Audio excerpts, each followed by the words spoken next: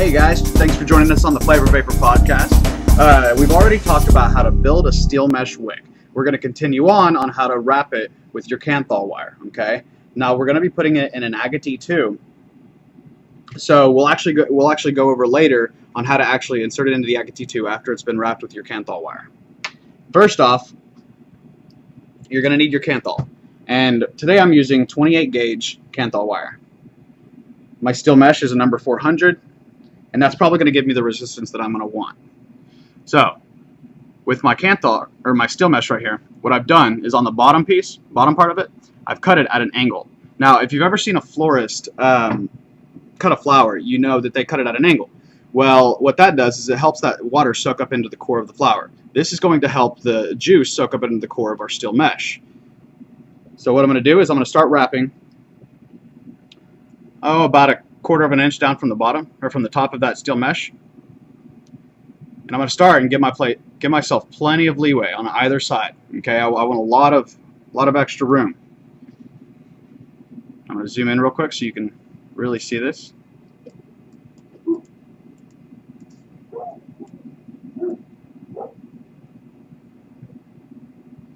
There we go. What's the use in having an awesome camera if you don't zoom it in? This thing is awesome. Okay, so I'm going to go counterclockwise.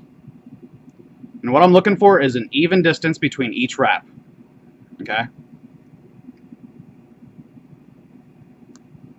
Now, the first wrap doesn't have to be perfect, because you can move them once they're up there. Once you've got them completely wrapped, you can kind of space them out and make sure you've got them there. What I'm going to do is I'm going to do a 4-5 wrap. Now, I'm going to do a 5-6 wrap today. That'll give me a bit higher of a resistance. Okay, so what that means is that looking on this side, you'll see that I have 5 wraps. Looking on this side, I only have 4. So I'm going to wrap it one more time. And there we go. Now it's a 5-6 wrap. Okay. Now you can see how they're not quite spaced apart the way I really want them. So I'm going to kind of wiggle them around, you know, make sure that they're as even as I can possibly get them.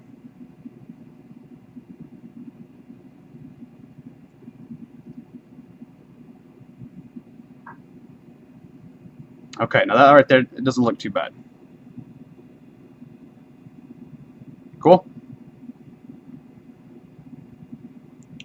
All right, and that is how you wrap a steel mesh wick with your Kanthal wire, okay? Thanks for joining us on the Flavor Vapor podcast. And remember, guys, happy vaping. Products, reviews, etc. at theflavorvapor.com. And like usual, happy vaping.